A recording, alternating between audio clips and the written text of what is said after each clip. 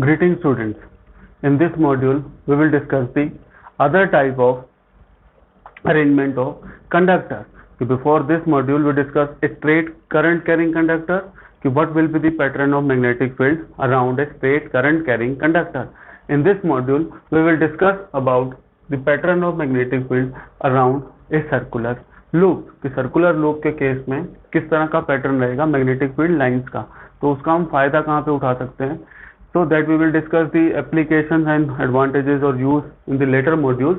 First we will discuss what will be the pattern due to a circular loop. So the better is to magnetic field pattern due to a current carrying circular loop.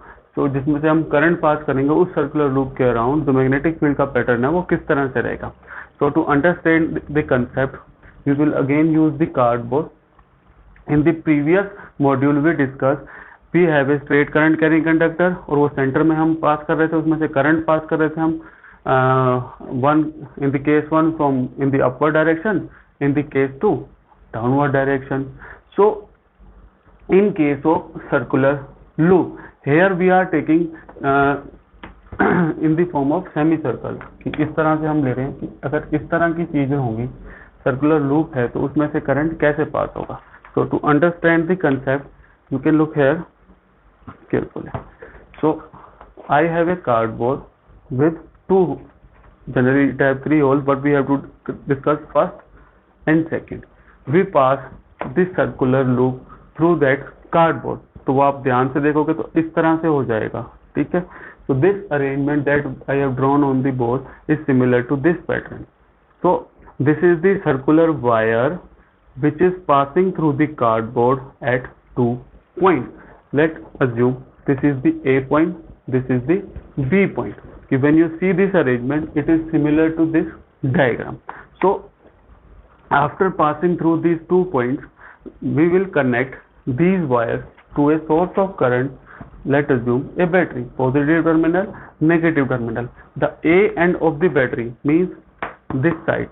The A end of battery is connected to the positive terminal. The B end of battery is connected to the negative terminal, and all of you are aware the current will flow from positive terminal to the negative terminal, means from A side towards the B side.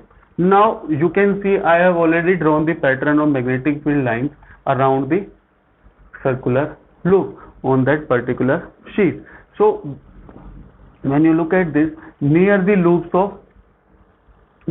circular loop कि जहाँ से यहाँ से वो बाहर निकल रहा है, if you see it carefully, it is behaving like a straight current carrying conductor. कि ये वाला जो एंड है इस तरफ से, अगर आप यहाँ पे ध्यान से देखोगे जब वो बाहर की तरफ निकलता है तो ये वाले एरिया के अंदर क्या होता है, वो किसकी तरह बिहेव करता है, straight current carrying conductor.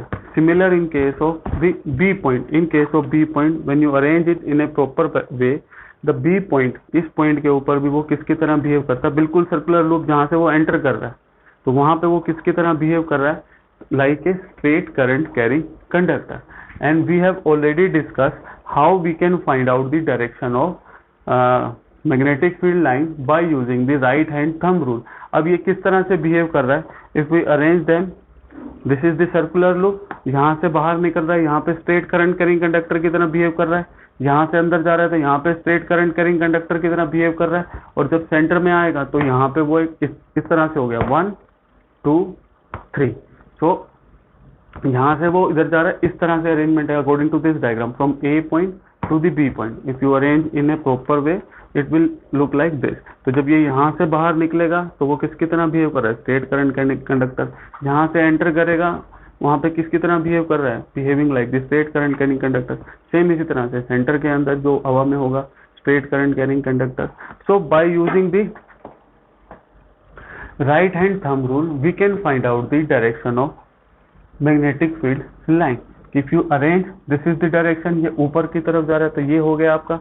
तो अगर आप इस तरह से अरेंज करोगे तो after pointing your thumb toward the direction of current, current कहाँ जा रहा है, ऊपर की तरफ जा रहा है, तो वहां पे आप अरेंज करोगे तो वो किस तरह से हो जाएगा, इन दी एंटी क्लॉकवाइज मैनर. अब यहाँ से करंट जा रहा है, इस तरफ आ रहा है, तो अब करंट की डायरेक्शन क्या है, towards the downward direction. Then again you will apply the right hand thumb rule.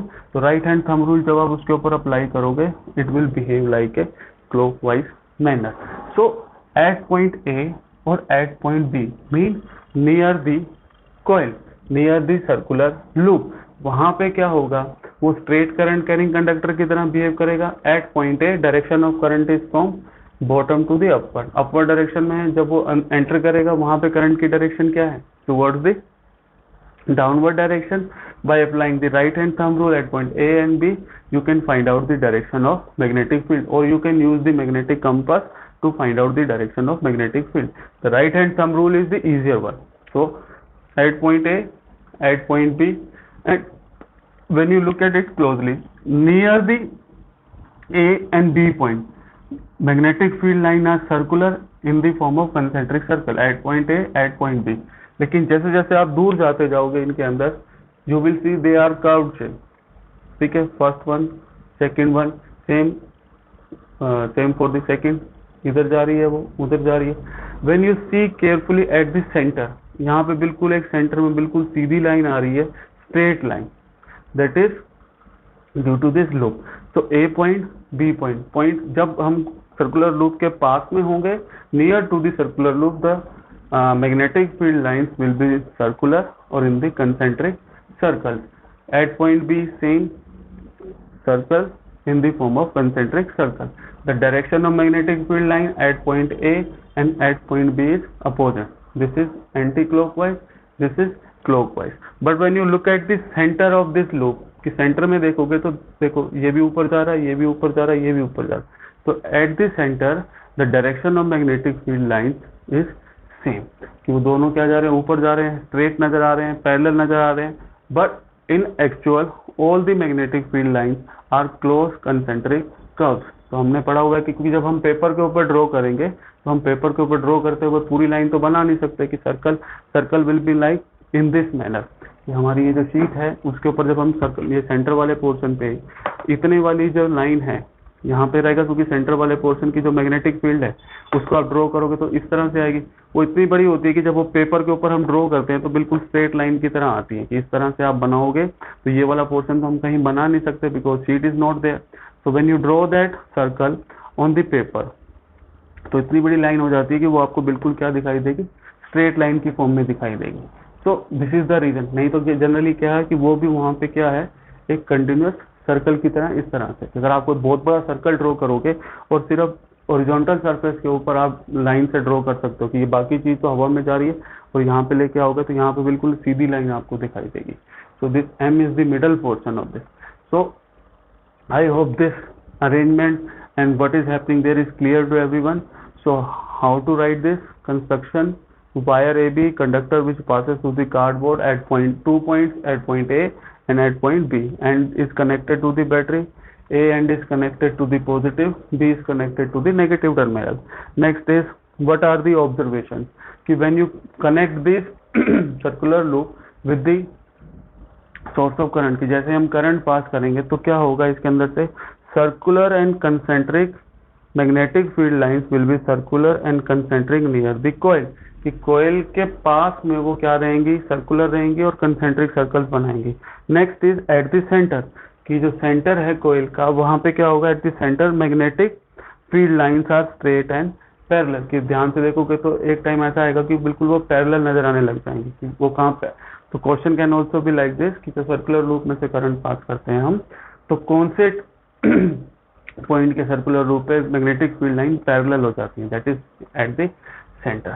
So from these 2 or 3 observations, what we can conclude about this magnetic field pattern due to the circular loop. So first is at the center of circular loop, all magnetic field lines are in the same direction as you can see in the diagram. सब कहाँ जा रहे हैं, ऊपर की तरफ जा रहे हैं। तो जब दोनों की डायरेक्शन सेम होती है तो वो वेक्टर क्वांटिटी एक तरह से आप बोल सकते हो कि वो एड अप हो जाती है। तो एड अप होने की वजह से एंड एड ईच अदर, तो उसकी वजह से क्या हो जाएगा, जो स्ट्रेंथ है मैग्नेटिक फील्ड की that will be maximum in the centre of loop. कि क्या होगा, ए पॉइंट, बी पॉइंट और जो लूप आ रहा है यहाँ पे, तो यह वाले पॉइंट की जो सर्कल्स होंगी वो मैग्नेटिक फील्ड लाइन, इसकी मैग्नेटिक फील्ड लाइन और जो सर्कुलर लूप ऊपर की तरफ आएगा उसकी मैग्नेटिक फील्ड लाइन, तीनों मैग्नेटिक फील्ड लाइन की डायरेक्शन सेम है, तीनों एक दूसरे में एड अप हो जाएंगे after adding up to the each other, A point की वजह से, बी पॉइंट की वजह से और मिडल की वजह से, तीनों की मैग्नेटिक फील्ड लाइन इकट्ठी हो जाएंगी, एड अप हो जाएंगी, और उसकी वजह से जो मैग्नेटिक फील्ड की स्ट्रेंथ है सेंटर में वो क्या हो जाएगी, मैक्सिमम हो जाएगी. So strength of magnetic field increases due to the magnetic field lines at each other. Second point is based upon this observation कि सेंटर में क्या होता है कि मैग्नेटिक फील्ड लाइंस क्या होती हैं, स्ट्रेट होती हैं और पैरेलल होती हैं. तो बिल्कुल स्ट्रेट हैं, बिल्कुल पैरेलल हैं, तो उस पॉइंट के ऊपर at that point that is in the centre of the loop magnetic field line क्या है, पैरेलल हैं. उसकी वजह से क्या हो जाता है, मैग्नेटिक फील्ड लाइन और magnetic field will become uniform. So magnetic field at the center of coil can be taken to be uniform. If someone asks you why, write the second observation. क्योंकि वहां पे magnetic field line क्या है, straight है और parallel है. Now how we can this is our circular loop. तो एक तो फेस आपकी तरफ है, एक फेस मेरी तरफ है. Front that you are looking, back that I am looking of this circular loop. So which will be the north pole and which will be the south pole, that we can find out by using the clock phase rule. कि जो सामने वाला area है, कि अगर आप ये कोयल है, मान लो ये कोयल है, तो इसके आगे वाला हिस्सा आपके लिए फ्रंट है और पीछे वाला क्या है, बैक है. So which part of the coil will act as a north pole and which part will act as a south pole. So that we can find out by using the clock phase rule. कि how we can find out the direction of magnetic field, और better term is how we can find out the polarities of coil. तो यहाँ पे तो हमने half ही coil use की है. In the next module we will discuss the solenoid. In solenoid we use number of coils कि हम बार बार एक प्लास्टिक के ऊपर वायर को रोल करते हैं. That we will discuss in the solenoid part. So how we can find out the polarity of the coil कि which end will be or which phase will be north pole and which phase will be south pole. That is by using the clock phase rule. कि clock phase आपको पता ही है कि this is the clockwise and this is the anti clockwise. तो कहने के मतलब क्या है कि when the face of coil, ये front है coil का, if in front of coil I have already drawn the two coils. ये जो मैंने बनाया है यहाँ पे, ये क्या है, coil. Don't see the letter S and M. This is the coil. We know we are passing the current from A to B, means current is flowing in a anti-clockwise manner according to this diagram. कि अगर current जो है वो anti clockwise move कर रहा है तो वो क्या हो जाएगा, south pole. So this is the symbol for this first point. If the face of coil current is clockwise then it is south pole. That face of coil in which current is anti clockwise then it is north pole. So let's see my hand. I am moving my hand in a clockwise manner. मैं अपने hand को कैसे move कर रहा हूँ? For me, I am moving my hand in the clockwise manner. For you people, it is anti-clockwise. मैं अपने लिए अपने हाथ को कैसे मूव कर रहा हूँ, क्लॉकवाइज मैनर में. लेकिन आप लोगों को क्या दिखाई दे रहा है कि वो कौन सी उसमें घूम रहा है, एंटी क्लॉकवाइज. तो जो कोयल का वो वाला पार्ट जिसमें से करंट जो है वो क्लॉकवाइज मूव करेगा. अब दोनों के लिए हमारे लिए सेम है. अब मेरा हाथ कैसे मूव कर रहा है, क्लॉकवाइज. तो ये जो फ्रंट है कोयल का वो क्या हो जाएगा, साउथ पोल. और अगर मैं उसको एंटी क्लॉकवाइज मूव करता हूँ, ये तो क्लॉकवाइज हो गया, now it is anti clockwise. So that phase of coil will be north pole.